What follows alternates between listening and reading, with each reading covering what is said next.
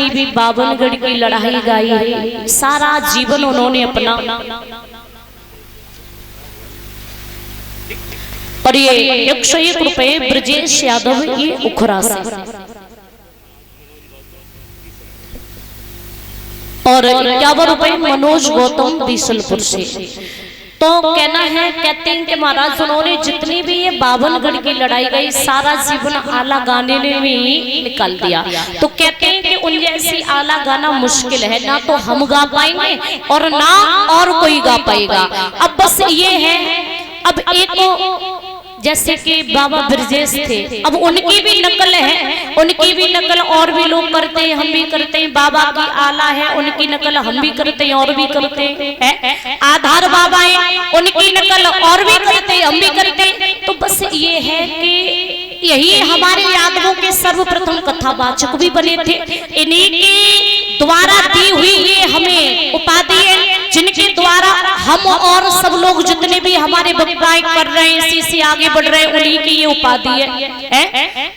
आपने एक बात और देखी होगी, आज के जितने भी ये हुए ना, हमारे जितने भी शास्त्रीय समाज है, ये हमारा एक हमारे जे बाबा सुरजन चेतन, इन्होंने सबसे पहले आला गाई बावनगढ़ की लड़ाई। आधार बाबा जो लोक कथाओं से जाने जाते हैं, जिन्होंने लोक कथा गा करके अपना नाम आगे बढ़ाया। ब्रजेश बाबा, रामनाथ बाबा, ये तो 4 यादवों के सर्वप्रथम कथावाचक थे, और इनके द्वारा जितनी भी कथाएं थी, उन्हीं कथाओं को हम सब लोग कह रहे हैं। अब इन्होंने तो आपने देखा होगा, आज का ये समाज इतना ये कर रखा है एक दूसरे ने। अब उन्होंने कभी ये नहीं कहा कि हमारी आला तुम क्यों गा रही हो, या फिर हमारी ये लोक कथा। आधार बाबा ने कभी कहा कि हमने ये लोक कथाएं गाई हैं, तो हमारी ये कथा तुम क्यों कह रही हो? क्या ब्रजेश बाबा जी ने कहा कि हमारी कथा ये तुम क्यों कह रही हो? लेकिन आज के समाज में पता है, आज के और ये जो और भी भाई लोग हैं, मैंने कई बार कानों से भी सुना है। अब पता नहीं वो क्या ये इसमें समझ रखा है, किसी का कोई गाना यदि दूसरा गा देना तो क्या कहते हैं, एक गाना सिर्फ 4 लाइन का, एक गाना किसी दूसरे ने गा दिया तो क्या कहते हैं, उन्होंने हमारा गाना गा दिया, कॉपीराइट मरवा दी, उन्होंने हमारा गाना गा दिया, कॉपीराइट मरवा दी। और ये और कहते हैं, अरे उनकी क्या औकात है जो हमारा ये गाना गा दिया, ये कर दिया, वो कर दिया। अब ये समझ में नहीं आती है, आपने 4 लाइन का गाना बनाया, किसी दूसरे ने गा दिया, आपने ये बोल दिया।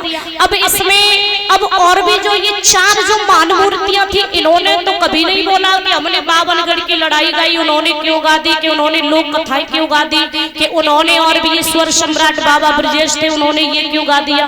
तो ये और ज्यादा आज का ये समय ना बहुत बेकार बना रखा है। बोल गोविंद भगवान की, वृंदावन में हरिलाल की।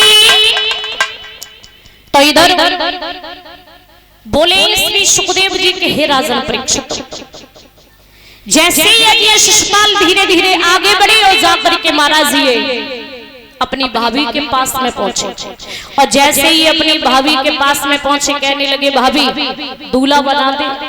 भाभी कहने लगी, न लगन है, न टीका है, न पत्र का, दूल्हा बन के कहां जा रही हो?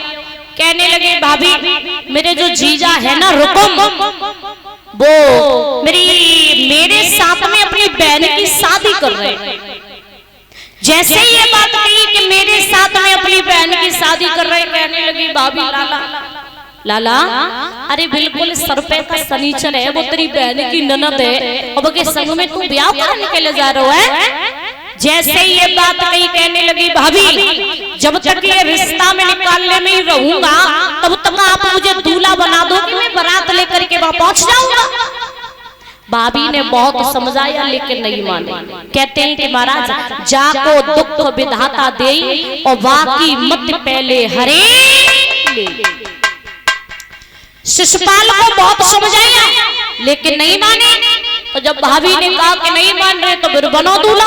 भाभी 4 लड़कियों को मोहल्ला में से 4-5 लड़कियों को बुला करके लाई और भाभी दूल्हा बनाने लगी। और जैसे ही भाभी जब दूल्हा बनाने लगी तो महाराज याद रहे अशुभ होने लगे। और जब अशुभ होने लगे भाभी दूल्हा बनाने लगी है। तो महाराज जब अशुभ हुए तो किस प्रकार से भाभी ने दूल्हा बनाया।